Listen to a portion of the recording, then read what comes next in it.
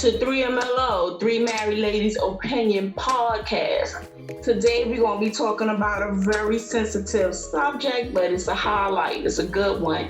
How do we transition from, now it's a bunch of categories you could transition from, but it's basically how do we transition from being a girlfriend to now a wife? For some, it may be that Saturday night to now a wife. For others, it may be from shacking to home management, wifing. So how do we transition? So, name is Miss Sophie. Nika Knight. And I'm each one, teach one. And I have been married now for 2 years. However, I was my husband's girlfriend for 6 years, and before the 6 years, we were secret lovers, meaning we was meeting on the weekends.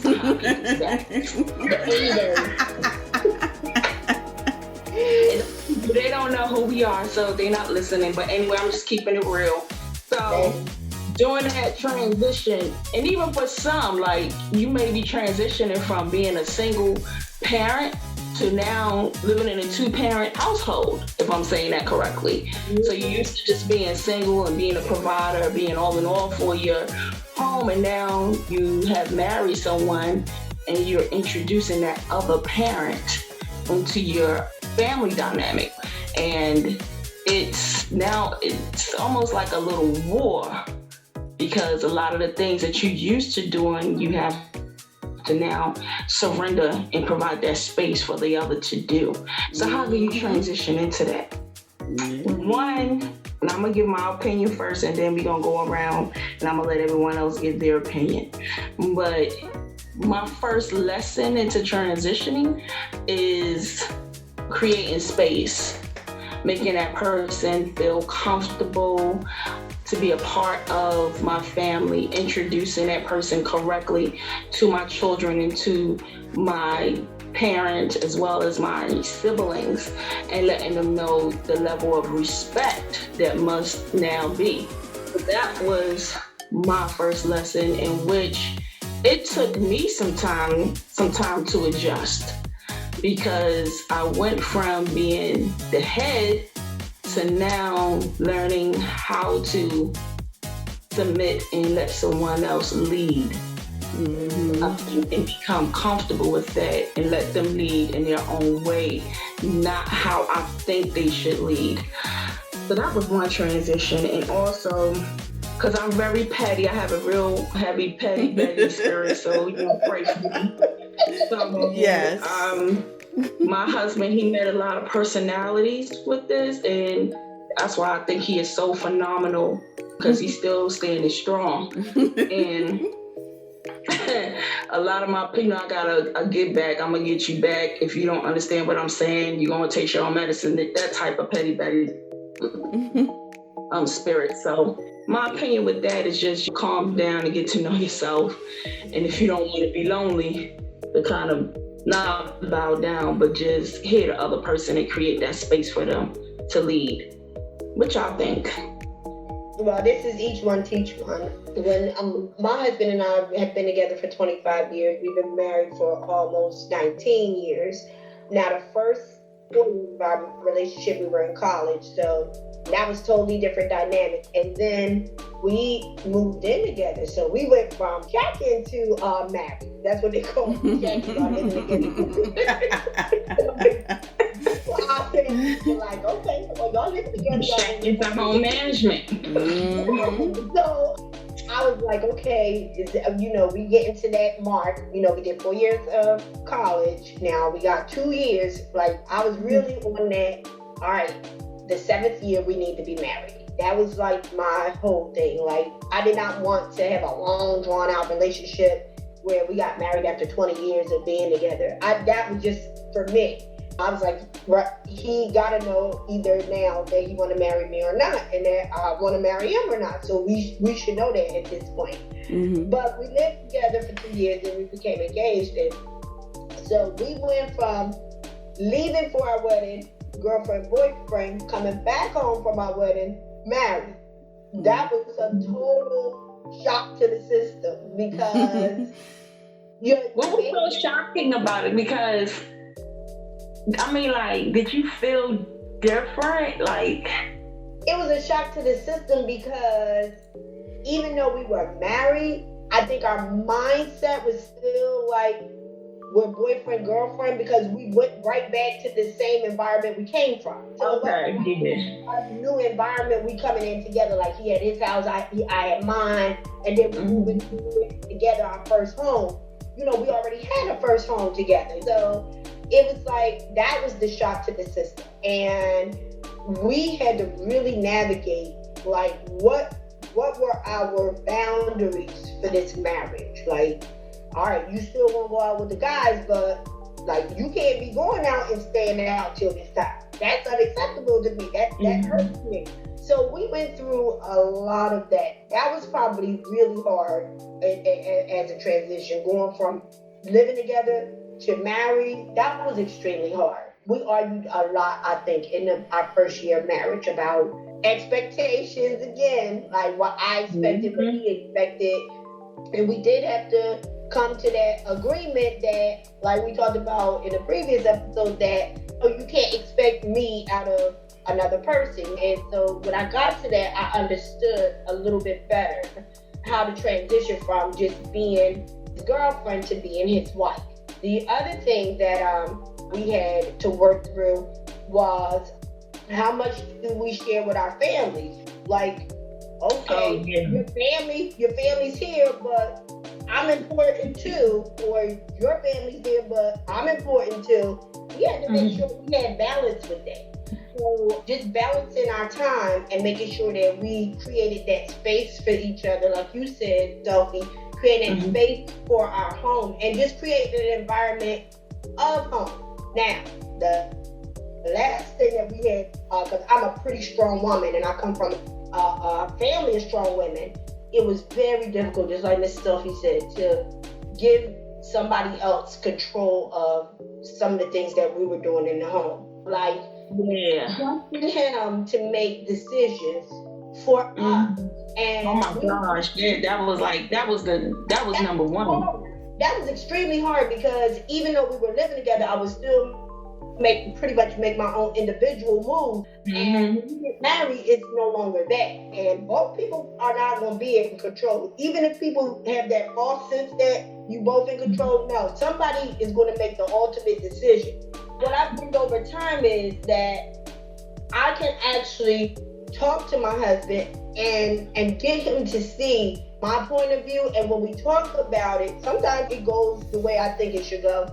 And sometimes he'd be like, well, you know what, honey, let's try it this way and let's see what happens. And I'd be like, all right, let's roll with it, because I had to learn to trust him with that. And that was hard because I was always used to strong women. Oh, it's just about me. I'm strong. I'm a strong feminist. I'm not submitting to my husband. But I learned a really important lesson about submission. Submission is not, oh, you just let your husband run all over. No, you are trusting that person to make decisions based on how that person treats you. Every woman is not going to submit to every man, because you really don't trust that man to make decisions that's going to be positive and helpful for you. So submission, that word, sometimes it gets a little shaky because people's perception of submission could be a different way. Like, oh, your husband just make all the decisions. That's not how we roll.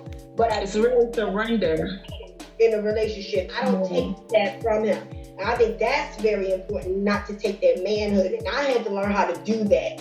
And sometimes I would do that. I would, in error and unknowingly, almost emasculate my husband. And I was like, oh, I can't have him feeling like he's not a man in this relationship. Because that's just like inviting trouble. Because I can remember, like, in the beginning when we first got together, even with speaking with his mother, I guess times I probably overwhelmed him because he moved in with us. And when I say with us, I mean with me and my two daughters. So it was like, this still my home. And I had to develop a different mindset. And I can remember his mom telling me, you have to let a man be a man. But I understand what she was saying, because in my mindset, it was like, okay, he's a man. This is my house, you know. We still girlfriend and boyfriend. Now, unless he think of something different and better, what I consider better, then I can give it a chance. But if I feel like it ain't better, then I don't really have to give him no chance because he's on my territory. Right. But I think the best thing that we did when we transitioned was to transition from that place where we used to live into a place that he got us. Right. Okay. This place that I'm in now is him. Right. Him. And we were able to make this home where we work together. But yeah, in the beginning, that's all I heard. And I remember he used to say stuff like, oh, you ain't gonna do this better than me. And it wasn't that I was trying to do it better than him. It was just that because I was so used to doing it, because it's just me, and I had to play this, that, and the third, that the only thing I expected him to do is the things that I didn't have time to do. Right. Like take out the garbage, do the dishes, do the laundry. And then I can remember my godfather even saying like, oh, you don't want a husband, you don't want a man, you just want a babysitter. You want a babysitter and a roommate. When he said that, I had to stop and think like, no, but I do. And he used to be like, if you want that. And because he was from the church at that time, and I'm like, I ain't going for this submission, because everybody thinks submission is a bad word when it's really, you're going to have to surrender. Right. To some of your duties and calm down. And especially if you think you're going to be with this person, you have to feel secure enough within yourself, within this person, and to say, you know what, okay, I can calm down and let this person lead. And I also had to come out like of the mindset and transitioning from what I expect a man to do. Like you said, they go that word again, expectation. I expect him to do this and I expect him to do that because I was taught to expect that when that expectation may not work for my relationship. Right. He had a sledgehammer. I don't know what type of tool he had. Maybe he was praying on the side, fasting, I don't know. But he had a whole lot to deal with before we said I do. And that was just with me. Before, I thought I had a lot to deal with. Now he had so much to deal with.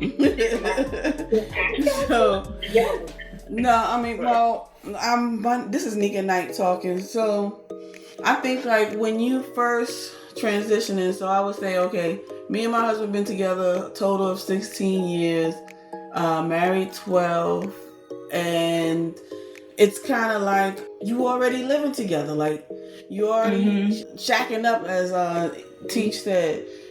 So I didn't really feel a difference. Like when I got married, we had been together for how long? Since 2004 to 2002. We was already together for like 4 years already. And if I want to be real transparent, I mean, we met each other while we were with other people. So we met each other then, and I named up categories. You good? I mean, from weekend lovers to I said the categories. No, I can't say lovers, but we were like that was one thing that made that stand out of why I wanted to get married to this person is because when he was with somebody, he did not have sex with me. We did hug, we did kiss, we did go out of bounds of a relationship because that's being out of bounds when you're with somebody. But we didn't take it that far, but I would say like transitioning from that to living together and then getting married, we did go away and then we came back or whatever. And to me, nothing changed. I mean, I guess I got a different, because stuff ain't get hard to me until more into it.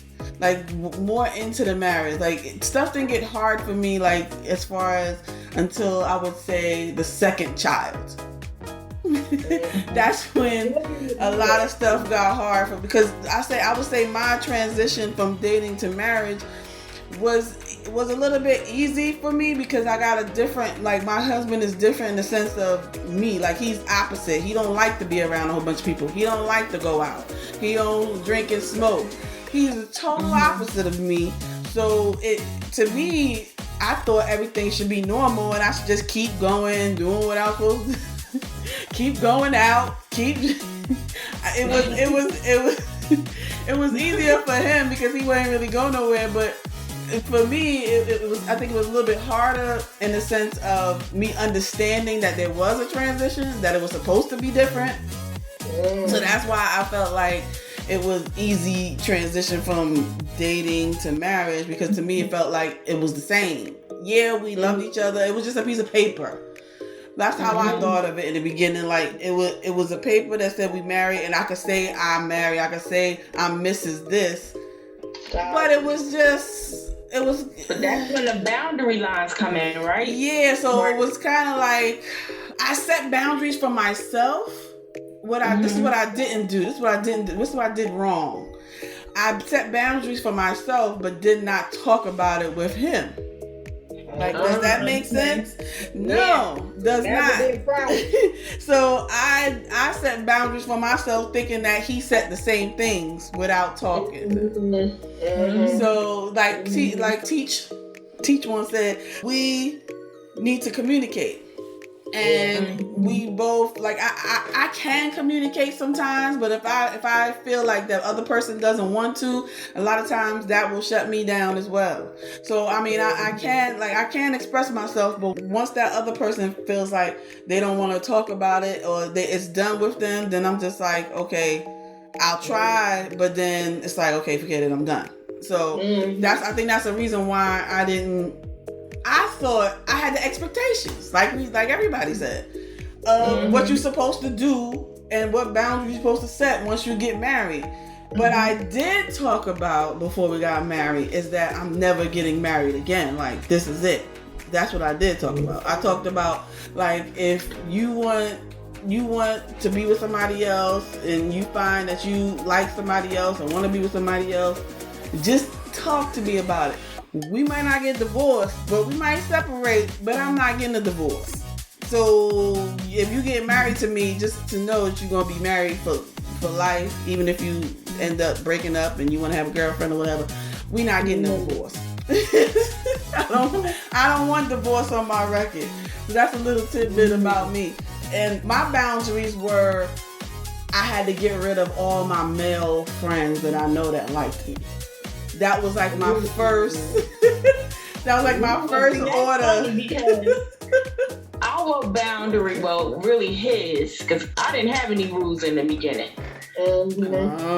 He talked to me about some rules that he had, and one of them was, and it's probably because how we started up, how we got to know each other in the beginning. We was like, we would always come home, no spending the night. I remember that. You couldn't even spend the night at my house. Yeah. I can't spend the night. I gotta go home. That's number one. And it's until, it still go on. That was like number one. And I think that's because when we first started out, the weekend lovers type thing. Yeah. Like we slept the night out. Now, in other places, we belonged and was obligated to other people. We stayed the night out. So when we got together, it was like, no, you go out, fine. But you better bring your behind home. And nobody... Ain't no spend the night out. I don't care if that's your friends. I don't care.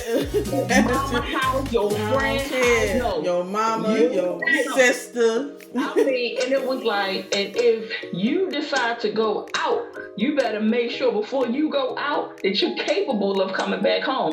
So don't go out broke and you need a cab and you calling me telling I ain't got no money, I can't get no cab. Right.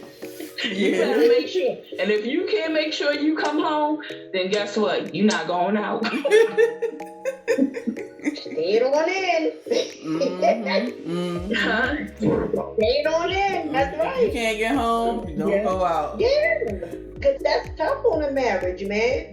And like you said, transitioning from being a woman or a girlfriend that has children coming out of a situation where you transitioning, but your children are transitioning too. Because now this not just my mom boyfriend, this my mom husband. Yeah. Which is now my stepfather. Yeah. Which is my stepfather, which you got to establish some rules with him too. I can't even imagine if you have young children. Like, that's a whole different type of transition. Oh, yeah. Because my husband had a 3-year-old. He had a 3-year-old when we met. Yeah, you just... Yeah, because you had those attitudes. Your children have to transition because they like, well... I could think back to when my mother, when she transitioned, when she left my father and went somewhere else and got married, I always looked at that man like, okay, yeah, he's my stepfather, but you ain't my father. So it took her to correct me, and it also took her to provide space for him to correct me. Right. That's the other thing too. That's what I was wondering. Exactly. You have to provide that space for the other person, one, to be respected, for everyone to learn how to respect that person, and for him to make corrections. But and I had to learn that, and oh my gosh. What with their father? Did their father have an opinion about him making corrections? Did their father have an opinion? What about worrying about what the father might say, like, I don't want this person correcting my child? What about those situations? I'm Shantae, so he ain't have that worry. Cause he already knew, okay, that my daughters was gonna be safe. Okay. That, crazy enough. And I'm crazy enough, but they ain't got, that part don't have to be worried about. But he did, I ain't gonna lie, their father did say that, like, I just don't want no one. Make sure you do proper judgment. And that's good. That's a legit conversation to have. That's a legit conversation to have, because especially if you have girls and you get into a marriage and you're like, well, wait a minute, we got to make sure you're using judgment. But the fact that their father trusted you to have that judgment and say, look, I'm going to make the best choices for our girls. I'm not going to have somebody in my life. And that goes with, before you get married, those are things you consider. You got to consider that before you get married. Like, is this person going to be somebody that is going to be a part of my children's village? That can be part of that village to help with our children. Are they going to become like his, where he has a love for my children? Every marriage doesn't have that good blended family. I mean, it's hard to blend families in some instances, and especially sometimes when the children are resentful of the new wife or the new husband because they think that person is the reason why their parents not together. You know what I mean? Well, yeah, that was my situation. That was my situation. I had that problem. Right now, I would tell you that I can't say it's a problem because I'm like this. If my husband if we ever, separate and he has a new person in his life, I will be that person to, you know what, I'm going to talk to this person that he's with. Like, I would make that effort, especially if my children is going over to that person's house and chilling with that person. Well, I want to know that person's mindset that they're with. Yeah. But the people that, like, I was the stepmother. Like, I had a stepfather. So I knew how I treated my stepfather. I ain't like Mr. Selfie said, I treated my stepfather bad. I was like, you ain't my dad. You ain't my dad. Like, you can't tell me nothing. My mom told me this. You ain't my dad. I said that plenty of times. So when I became the stepmother and the person was really little, she had so much fun and loved being around me. But when she went home, talking about how much fun she had, then then that person gets a little bit of jealous instead of talking to me. So if you don't have that relationship with the person that your child's father, whoever is with, if you don't talk, then that can build a barrier. But between it's like we've been together for 16 years and I have never talked to my husband's children's parents on the phone, or mothers. It's two of them. I did meet one and talked to one that day, but like we've never like talked on the phone or had any conversations when their child was at our house. It was awkward to me, but that's just how it happened on my side. So what I did was like, that's that person's child, and whatever you want me to do or not to do, that's what I'm gonna do, because that's not my child. You see what I'm saying? So that's how I took it. Like, well, if I can't discipline her, that's not my child, so I can't discipline her. If you saying I can't, if the mother's saying I can't, then I can't. There's nothing you can do about that. That was my situation. But in my opinion, you should be talking to the person that your child's staying with, because they have a story. I heard of a story of a woman who left her 2 children with her boyfriend, and she was having a baby in the hospital. She was having her boyfriend's baby in the hospital, and the boyfriend killed one of her children while she was in the delivery room. So you need to know who has your children, who was around your children, who's talking to them. Like, that's imperative if you're getting married and you're dating and you have children and you're transitioning from dating to marriage. You need to know. And that's important, because I can remember, and sometimes you could play episodes in your head that never happened, never exist, and never will, just out of fear. When you do that transition, it's either from dating someone to marriage, or after marriage, or break up, and then you meeting this other person that they're with. But I can remember the first time I met my children's fiance. She was his wife now, but his fiance at that time.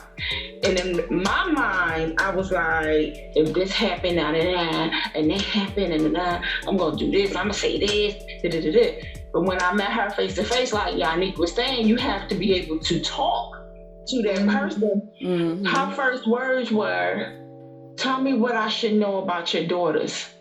And I was like, wow. And that was so comforting to me, and it secured me. And I said, you know what? Yes. No, with her, she cares. Yeah. And it wasn't even anything that I thought. I mean, like Nick at Night was saying, sometimes when you growing up as a child, you can remember how you treated the step. And you might think you won't get that back, that karma gonna come back. And so you up here thinking about all kind of episodes and scenarios in your mind, and none of that happens. And care, instead of care, comes out, and it shows you how things should be, how things should happen and should go, to keep and maintain that peace. Like even now, when my husband, he's been married before. I can say, like, I was just put in an awkward situation on Christmas Day. She was at my house, thinking about what my mother went through, thinking about what I see my aunts go through in their marriage. None of my uncles and none of my stepfather ex ever been at my aunt or my mother's house on a Christmas Day. Really? But still in all, I spent some Christmas time. She was there.